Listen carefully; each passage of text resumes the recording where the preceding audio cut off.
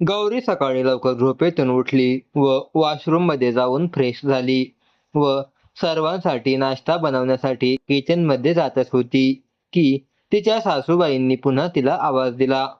गौरी, हा कॉफीचा मग प्रकाशच्या खोलीत घेऊन जा. कॉफीचा मग गौरीच्या हातात देऊन त्या निघून गेल्या. गौरी आत गेली तेव्हा प्रकाश रूममध्ये नव्हता, तर बाल्कनीत उभा राहून कानाला फोन लावून कोणाशी तरी बोलत होता. पण प्रकाशच्या तोंडून अनिताचे नाव ऐकून गौरीच्या अंगाचा थरकाप उडाला. अनिता, माझे ऐक ना प्लीज. मला माहित आहे तू माझ्यावर खूप रागावली आहेस, पण माझी परिस्थिती समजून घेण्याचा प्रयत्न कर. मी गौरीसोबत फक्त नावापुरता संबंध ठेवतोय. माझ्या मनात आजही तूच आहेस. मी गौरीसाठी कोणतीही फिलिंग्स ठेवत नाही. प्रकाशच्या आवाजात अनितासाठी तीच तगमग होती जी लग्नापूर्वी तिने ऐकली होती. पावलांच्या आवाजाने प्रकाशने मागे वळून पाहिले. तिथे गौरीला उभे असलेले पाहून त्याच्या चेहऱ्यावरील भाव अधिकच कठोर झाले. तू काय इथे माझी हेरगिरी करायला आली आहेस? प्रकाशने रागाने विचारले. तुमची कॉफी. गौरीने कॉफी समक पुढे केला, तर प्रकाशने तो कप घेण्याऐवजी तिच्या हातावरील बोटांच्या वर्णाकडे पाहिले आणि मग झटका मारून कप तिच्या हातातून घेतला. पुन्हा कधीही माझ्या खोलीत येण्याची तसदी घेऊ नकोस आणि जे काही तू ऐकलेस ते तुझ्या डोक्यात आणि मनात पक्के बसवून घे. माझ्या आयुष्यात तुझी जागा ना कधी आधी होती, ना आज आहे, ना कधी असेल. इकडे प्रकाश बऱ्याच वेळापासून आपले दोन्ही हात डोक्यावर ठेवून बसला होता. त्याच्या विचारांत सतत गौरी आणि विराजच येत होते. तो जेवढा विचार करी तेवढा त्याचा मेंदू सुन्न होई आणि गौरी व विराजबद्दलचा त्याचा तिरस्कार अधिक तीव्र होई. आज किती दिवसानंतर जेवणाच्या टेबलवर सर्वजण एकत्र बसले होते. रीना कॉलेजला जाण्यासाठी तयार होती.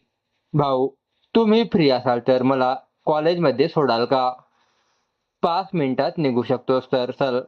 प्रकाश आपल्या मोबाईलमध्ये काहीतरी टाईप करत व्यस्त स्वरात म्हणाला. सर्वजण नाश्ता करून निघून गेले. गौरी भांडी गोळा करण्यासाठी उठली. भांडी तशीच ठेव आणि माझ्याजवळ येऊन बस. प्रकाशच्या आईने गौरीला जवळ बोलावून समजवण्यास सुरुवात केली. बघ बेटा, जे काही घडले ते विसरून जा. मला माहित आहे प्रकाशच्या मनात जागा निर्माण करणे खूप कठीण आहे, पण तुम्ही दोघे असे दुरावून राहिलात तर अंतर कसे संपणार? कोणाला ना कोणाला तर पहल करावीच लागेल ना. मी काय म्हणते ते तुला समजते ना? अशा प्रकारे रूम वेगळ्या वेगळ्या ठेवल्याने काहीही साध्य होणार नाही. उलट नात्यांमध्ये आणि मनांमध्ये दुरावा निर्माण होईल. तुझा नवरा इतक्या वर्षानंतर घरी परतला आहे. थोडे स्वतःकडे लक्ष दे. त्याला खुश ठेव. मी तुझे सगळे सामान प्रकाशच्या रूममध्ये शिफ्ट करून आले आहे. आजपासून तू तिथेच राहशील. या संपूर्ण संभाषणादरम्यान गौरी गप्प बसली होती. असे नव्हते की तिचे प्रकाशवर खूप प्रखर प्रेम होते, पण तिला या घरात स्वतःची सुरक्षितता वाटत होती. कारण तिच्या आई वडिलांनी तिला वाऱ्यावर सोडले होते. बाहेर पडली तर विराज सारखे कितीतरी लांडगे शिकाराच्या शोधात दबा धरून बसले असतील. प्रकाशचे घर तिच्यासाठी सेफ झोन होते. जर कोणी तिला स्वार्थी म्हणत असेल, हो, ती स्वार्थी झाली होती. कारण परिस्थितीने तिला तसेच बनवले होते. दुसरीकडे आजचा दिवस प्रकाशसाठी खूप थकवणारा होता. 3 वर्षानंतर आज तो अनिताला भेटला होता. दोघे एका रेस्टॉरंटमध्ये अगदी गप्प बसले होते आणि बोलण्यासाठी शब्द शोधत होते. कशी आहेस? अखेरीस प्रकाशनेच पहल केली. मी बरी आहे आणि खुशही. अनिता त्याच्या डोळ्यात पाहत म्हणाली. माझे विचारणार नाहीस का? प्रकाशच्या या बोलण्यावर अनिता त्याच्याकडे पाहत म्हणाली. नाही, पण तू म्हणतोस आहेस तर विचारून घेते, कसा आहेस तो? आणि गौरी कशी आहे? तुम्ही दोघे एकत्र खुश आहात ना? आणि त्याच्या या प्रश्नावर प्रकाशकडे कोणतेच उत्तर नव्हते.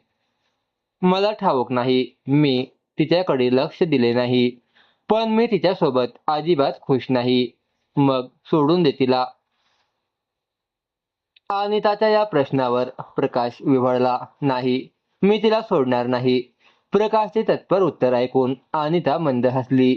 तू म्हणतोस की तू या नात्याला मानत नाहीस, पण तू खोटे बोलतोस. तू हे नाते स्वीकारले आहेस, फक्त सत्यापासून पळवतोस. मी तुला एवढे सांगेन की गौरी खूप चांगली मुलगी आहे. मी वाईट आहे का? तुलाही असे वाटते का की मी एखाद्या मुलीवर हात उचलू शकेल? नाही, मला ठाऊक आहे की त्या रात्री गौरीने खोटे बोलले होते. पण तू कधी विचार केलास का तिने तसे का केले असेल? तुझी एवढी लाचारी सहन करूनही ती तुझ्या घरात राहते. काहीतरी कारण असेलच ना. मला ठाऊक आहे आणि मी लवकरच त्याचा शोधही घेईन. प्रकाशचा आवाज यावेळी ठाम होता. मी असा माणूस पहिल्यांदाच पाहतोय, जो एका मुलीचा तिरस्कार करत असूनही तिचे रक्षण करतोय. आणि त्याच्या चिडवण्यावर प्रकाश तिला डोळे वटारून म्हणाला, बायको आहे माझी, तिचे रक्षण करणे माझे कर्तव्य आहे. आणि तुझ्या माहितीसाठी सांगतो, मी तिच्यावर तिरस्कार करत नाही. पण माझी इच्छा आहे की तिने ते सत्य स्वतःचे तोंडून मला सांगावे. शेवटी त्याचा आवाज अगदी थंड झाला. असेही तर असू शकते ना. ती कोणत्या तरी भीतीने गप्प असेल. तिने माझ्यावर लादलेल्या भीतीनेच जगायला हवे. बरं, आता बस कर. आणखी किती सजा देशील माझ्या मैत्रिणीला? मी आता तुझी आणखी साथ देऊ शकत नाही. शेवटी तुझे प्रेम आहे ती. गौरीला त्रास देऊन तूही कुठे सुखात आहेस? आणि त्याने प्रकाशच्या हातावर हात ठेवून म्हटले. तर तो हसला. त्या दोघांच्या बोलण्यावरून कोणीही असे म्हटले नसते की त्यांच्यात कोणते तरी रोमॅन्टिक सीन चालू आहे. ते दोघे तर एखाद्या जुन्या बेस्ट फ्रेंड सारखे बोलत होते. इकडे गौरी बऱ्याच वेळेपासून हॉलमध्ये बसून प्रकाश झोपण्याची वाट पाहत होती. कारण तिच्या सासूने तिला त्याच खोलीत राहण्यास सांगितले होते. जेव्हा तिला खात्री पटली की प्रकाश गाढ झोपला आहे, तेव्हा ती दबक्या पावलांनी त्याच्या खोलीच्या दिशेने निघाली. आतून तिचे मन धाकधुकीने कापत होते की तो जागी असला तर ती काय करेल. दरवाजा हलकासा उघडून गौरीने आत डोकावले आणि सुटकेचा श्वास सोडला. कारण प्रकाश लाईट बंद करून आरामात झोपला होता. गौरी दबक्या पावलाने हळूहळू पुढे सरकली. अंधारात तिचा पाय घसरला आणि ती थेट प्रकाशच्या अंगावरच जाऊन पडली. घाबरून तिने आपल्या किंचाळण्याचा गळाच घोटला. गौरीने पटकन त्याच्या चेहऱ्याकडे पाहिले. सुदैवाने तो गाढ झोपेत होता. गौरी उठू लागताच प्रकाशने आपल्या बाहूंमध्ये तिला ओढले आणि स्वतःच्या आणखी जवळ ओढून घेतले. गौरीचा श्वासच जणू थबकला. पहिल्यांदाच ती त्याच्या एवढ्या जवळ आली होती. जर त्या राक्षसाचे डोळे उघडले तर? हे भगवान, आता मी काय करू? तो मला कचरा खाऊन टाकेल. ती आपल्याच मनाशी हतबल होऊन प्रकाशच्या बळकट हातांकडे पाहत पुटपुटली. काही वेळाने गौरीने प्रकाशचे हात आपल्या कमरेवरून बाजूला करण्याचा प्रयत्न केला, पण प्रकाशने आपली पकड आणखी घट्ट केली आणि कूस बदलली. झोपेतही तो गौरीला असे घट्ट पकडून होता, जणू ती आताच त्याला सोडून पळून जाईल. प्रकाशच्या रागाच्या भीतीमुळे गौरीला रडू येऊ लागले. कदाचित प्रकाशने जागे झाल्यावर पुन्हा आपल्यावरच आळ घेतला तर? प्रकाशचा गरम श्वास तिच्या चेहऱ्यावर येत होता. पहिल्यांदाच तिच्या मनात एक वेगळीच भावना जागी झाली.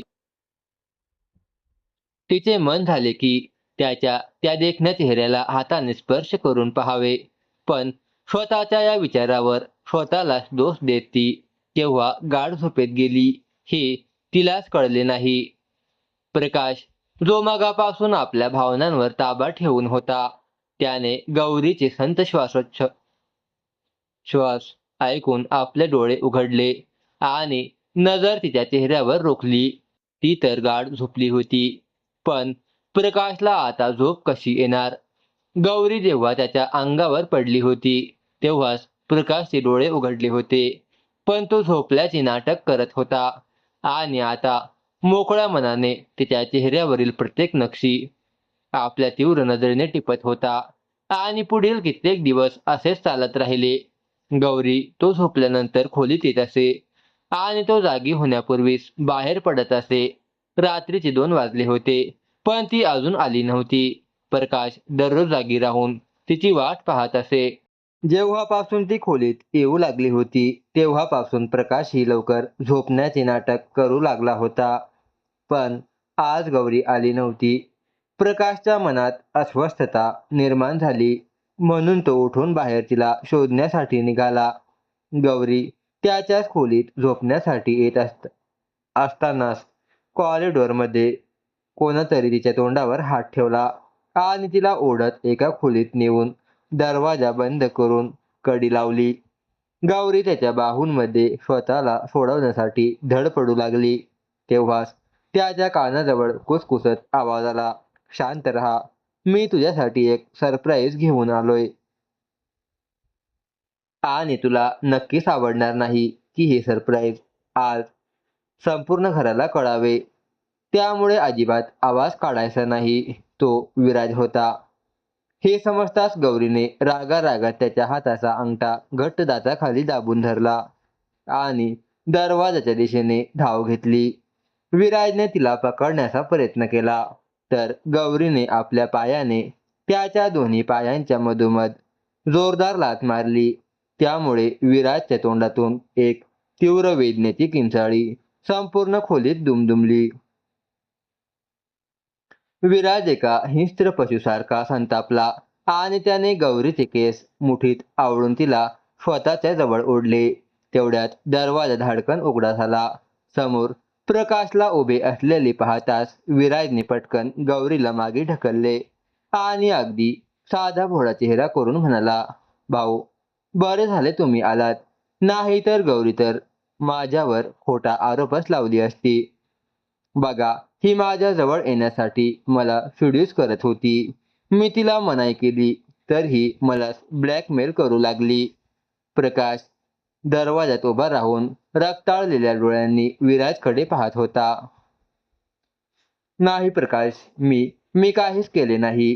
तो तो स्वतः आला होता माझ्याकडे." गौरी रडवलेल्या आवाजात एवढेच बोलू शकली.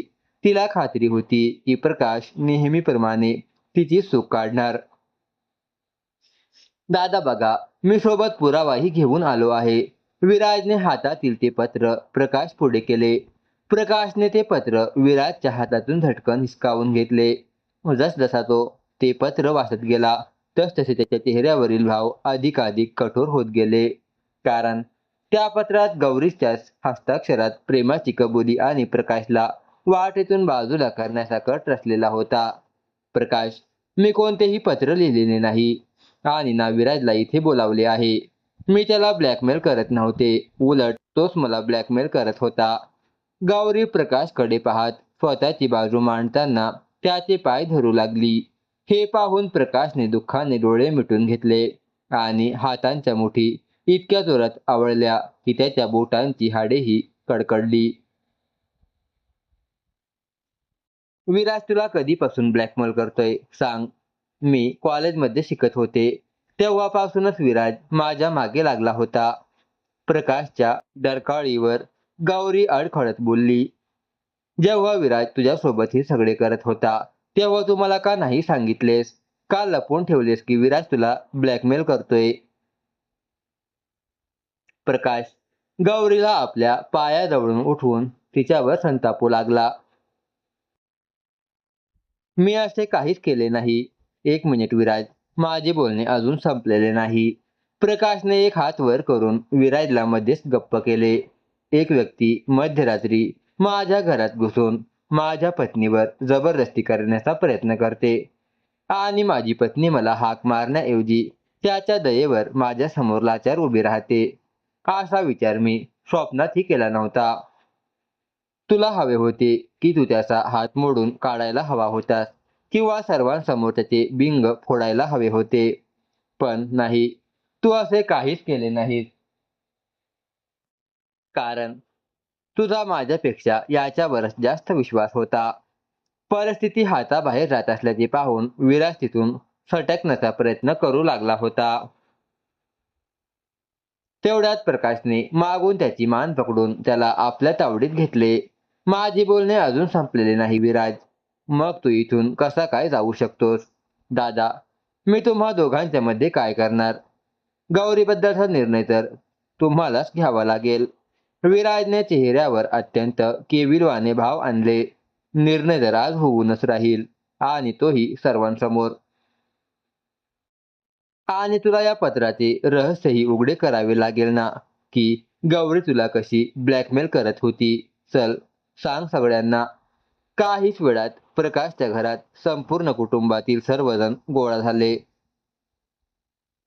प्रकाश, काही सांगशील का आम्हाला? इथे का गोळा केले आहे ते? विराजचे वडील आता अस्वस्थ दिसत होते. दुसरीकडे गौरी एका बाजूला उभी राहून डोळ्यातून सतत अश्रू ढाळत होती. तिला वाटत होते की प्रकाश आता सर्वांसमोर तिची पोलखोल करणार.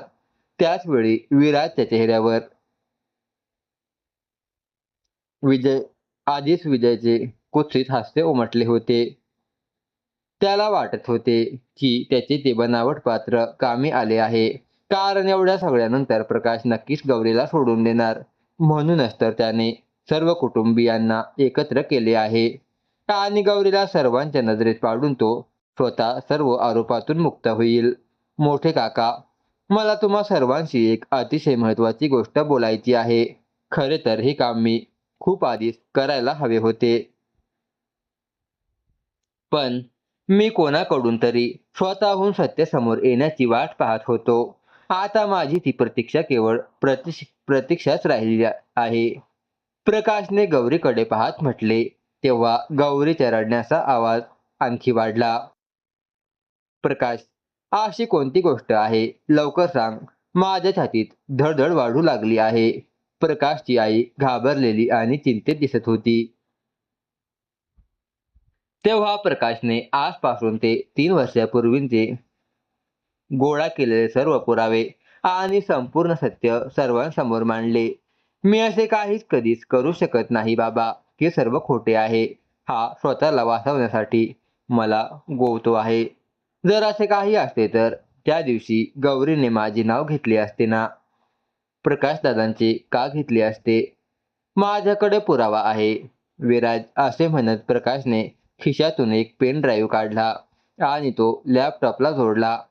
लॅपटॉपच्या स्क्रीनवर जे दृश्य सर्वांसमोर आले ते पाहून विराजच्या आईवडिलांनी शरमेने मान खाली घातल्या. तर गौरी डोळे मोठे करून हे सर्व पाहत राहिली. प्रकाशने तिच्यासाठी हे सगळे केले आहे यावर तिचा विश्वासच बसत नव्हता. सत्य आता सर्वांसमोर आले होते. हा फोटो AI ने बनवला आहे आणि तसेही आजकाल तंत्रज्ञान इतके प्रगत झाले आहे. कोणाचाही व्हिडिओ बनवता येतो. विराज वेड्यासारखा बडबडतच होता.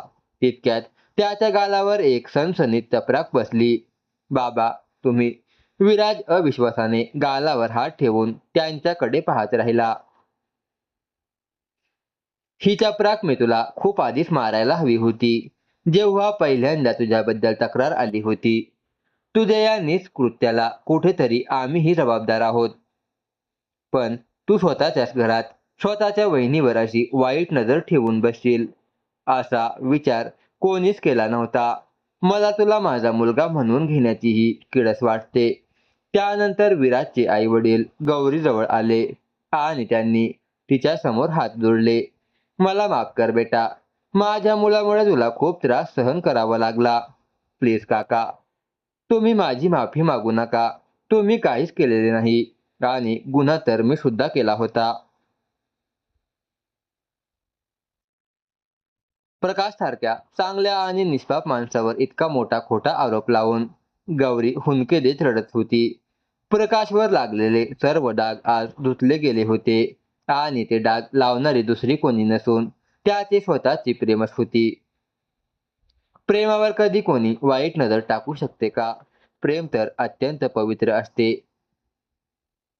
देव तुम्हा दोघांची जोडी नेहमी सुखी आणि सलामत ठेवो. प्रकाशच्या मोठ्या काकांनी गौरीच्या डोक्यावर हात ठेवून आशीर्वाद दिला आणि ते निघून गेले.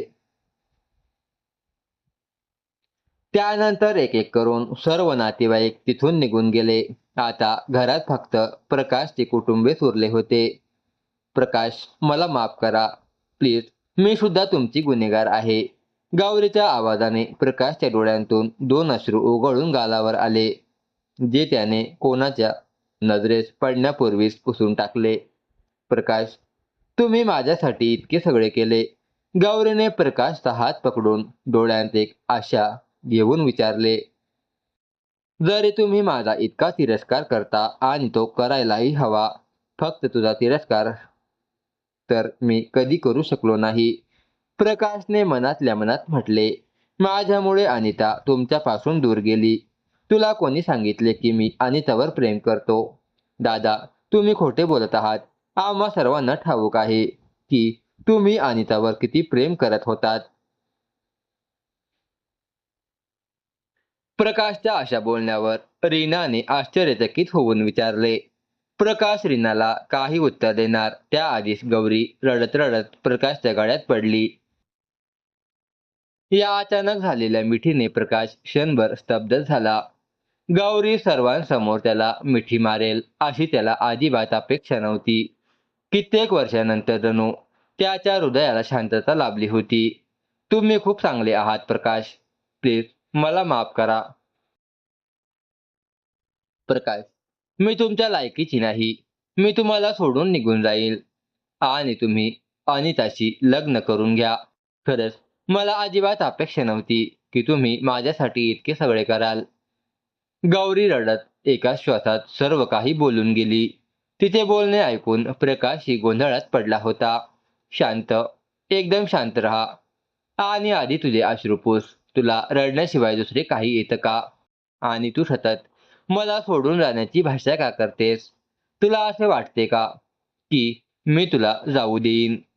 नो, तू कुठेही जाणार नाहीस. ही गोष्ट कायमची तुझ्या मनातून काढून टाक. मी तुला कधी स्वतःपासून दूर जाऊ देईल.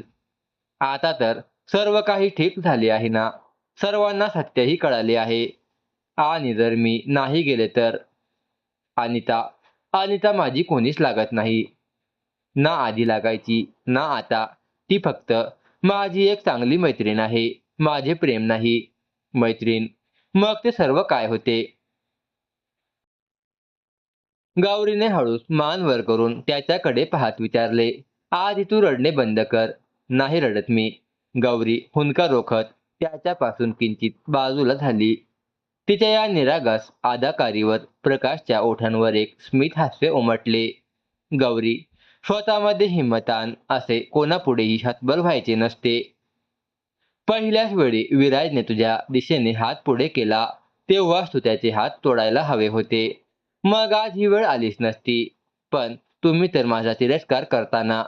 गौरीच्या आणखी एका प्रश्नावर प्रकाश हसत म्हणाला, तुला कोणी सांगितले की मी तुझा तिरस्कार करतो? हो, मला तुझ्यावर राग नक्कीच होता. पण मी कधीही तुझा तिरस्कार केला नाही. तू माझे प्रेम आहेस. कोणी आपल्या प्रेमाचा तिरस्कार करू शकते का? प्रकाशच्या या शब्दांवर गौरीने पटकन मान वर करून त्याच्याकडे पाहिले. जणू तिचा स्वतःच्या कानांवर विश्वासच बसत नव्हता. तुम्ही ठीक आहात ना? तुम्ही काय बोलता आहात? गौरीला वाटले की प्रकाश तिच्यामध्ये आणि त्याला शोधत आहे. मी अगदी खरे बोलतो आहे. प्रकाश तिचा हात हातात घेऊन अत्यंत प्रेमाने तिच्या डोळ्यात पाहत म्हणाला, हे खरे नाहीये ना? हेच पूर्ण सत्य आहे. मग ते सर्व काय होते? तासनतास कॉलेज बाहेर बसून राहणे, ते सर्व तुझ्यासाठी होते. अनिता माझी कौटुंबिक मैत्रीण होती. जेव्हा तिला समजले की मला तू आवडतेस, तेव्हा ती आम्हा दोघांना जवळ आणण्याचा प्रयत्न करत होती.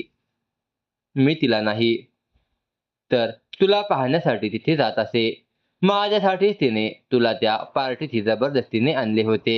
आणि तिथे ते सर्व घडले जे घडायला नको होते. पण चांगली बातमी ही आहे की शेवटी तू मला मिळालीस. मला तुझ्यावर फक्त याच गोष्टीचा राग होता. मला ठाऊक होते की जर मी इथे राहिलो तर मी तुला नक्कीच दुखवीन. आणि तुला कोणी त्रास दिलेला मला अजिबात सहन होत नाही. अशा वेळी मी स्वतःच तुझ्या दुःखाचे कारण ठरलो असतो. म्हणूनच मी तुझ्यापासून दूर निघून गेलो होतो.